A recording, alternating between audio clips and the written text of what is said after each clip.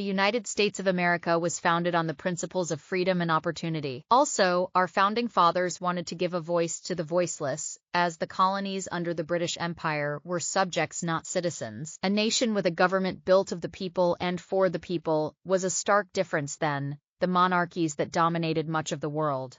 Americans want to maintain our true democracy and not have the same puppet democracies we see in Russia and other areas of Europe, where the people's voice is never heard past the political manipulation of politicians who predetermine outcomes or have agreements to achieve the same means one way or another. The people elected into office have a responsibility to every citizen in our society, not just the ones who voted for them, but each and every citizen and legal resident. Citizens who elect them have the responsibility to hold them accountable and cast ballots for change when change is needed. Americans are no longer subjects, and most do not want to go back down that path. I said most because there seems to be some people that want to be subjects. For quite some time, we have seen elected officials in America try to establish that same totalitarianism here, either by creating political machines to establish single-party environments, controlling the choice of those residents, or manipulating the census data to allow people not legally permitted to be inside our border to structurally silence the voices of residents. Many people, especially in urban areas,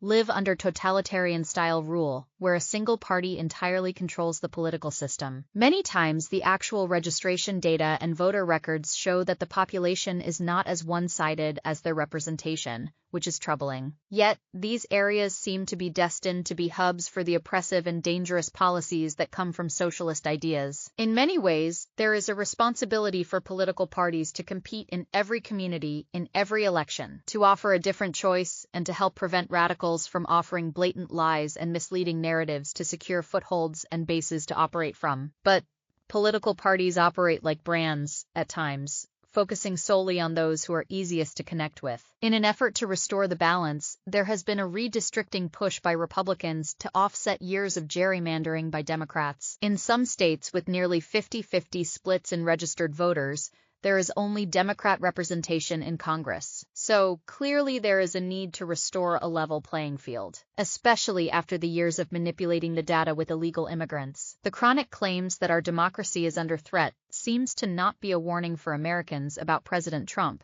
but what Democrats were already doing and what seems to be the future of their party. The Democratic agenda is currently aimed at pushing ideas and policies that will end democracy and silence any outside of the ruling class. Consider the dynamic out there.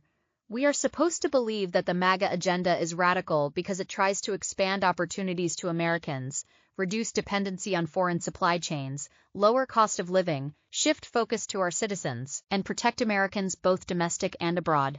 But the system that calls for political violence, ending Western civilization, nationalizing individual wealth, and censorship is supposed to be normal. They speak about ending Western traditions. How does destroying Western cultures, also known as democracy, make your voice more effectively heard? The honest truth that people who support the radical uprising is that they are naive to the fact that socialist and communist governments do not care what the people want or need. Eventually, they change how the government is formed and no longer need to care. Many of these young and naive people being exploited by socialists are unaware of how many people were murdered to put in place their system of governments. Whether it is Russia, China, Eastern Europe, or previously South America, tens of millions of people lost their lives at the hands of people who govern under that view of the world. How many times are people going to fall for what is clear and obvious? How many people are going to continue to experiment with radical ideas, see their communities descend into dangerous hellholes, and deny what caused the deterioration? The belief that ceding our voice,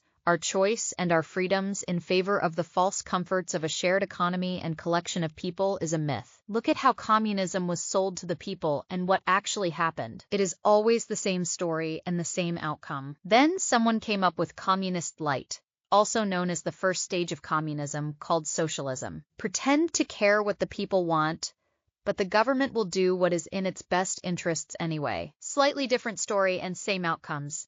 It is vitally important that we stand up to socialism in all its forms as it is truly communism. These proponents of it are not willing to be honest with the public because they know in their hearts they are doing evil. So they try to rebrand it like the tobacco companies did when people started to realize smoking was not the best thing for your health. People are susceptible to radical ideas when they are in a rut, see others doing what they want to do, and cannot escape their mental place to see the path forward. They operate out of jealousy and hysteria, seeking revenge and retribution on those who have done absolutely no harm to them. But socialists will always play groups against each other because, in the end, neither side wins. The socialist usurps power and usually becomes a dictator.